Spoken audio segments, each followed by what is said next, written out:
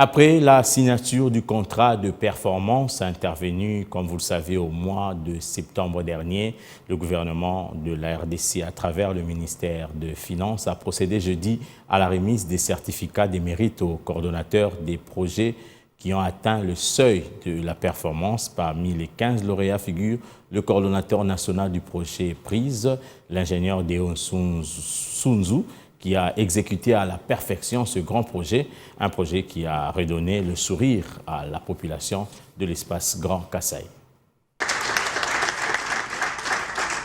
C'est fait. Deo Sunzu reçoit demain du ministre d'État, ministre des ITPR, représentant le Premier ministre, chef du gouvernement, Jean-Michel Sama-Lukonde, les certificats de mérite pour avoir atteint le seuil de la performance dans la gestion et l'exécution du projet des renforcements des infrastructures socio-économiques de base dans la zone centre de la RDC prise. Une reconnaissance nationale tant réclamée par les observateurs et les bénéficiaires des ouvrages construits dans le cadre du projet PRISE. Tous voient en Deo Sunzu l'esprit patriotique basé sur la méritocratie et une gestion orthodoxe.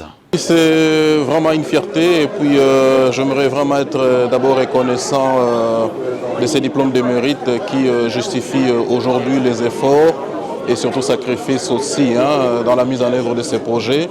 Le projet PRISE, vous savez, c'est un projet qui intervient en milieu rural, qui est logé au ministère du développement rural. Et c'est un projet dont la mise en œuvre au départ a été très compliquée. Et tous aujourd'hui, nous savons que les conditions d'accès dans la zone centre de la RDC est très compliquées. Bon, pour le fait, il fallait décaisser et bien décaisser selon les dispositions du bailleur puisqu'il s'agit d'un financement extérieur. À tout seigneur, tout honneur, Deo Sunzu dédie cette reconnaissance nationale à ses parents et à toute l'équipe du projet PRISE. Cette performance qui s'est gratifiée par ces diplômes, moi j'ai dit je remercie le bon Dieu, mais j'aimerais aussi ici profiter de l'occasion pour remercier les parents.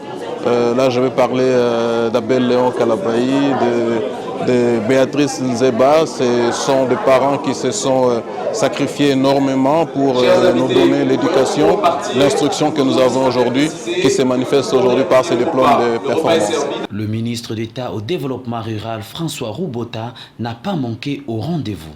Il n'était pas très surpris parce qu'il connaît les performances du projet PRISE et il nous soutient par des orientations stratégiques bien sûr. Et aussi il est très fier de ces projets.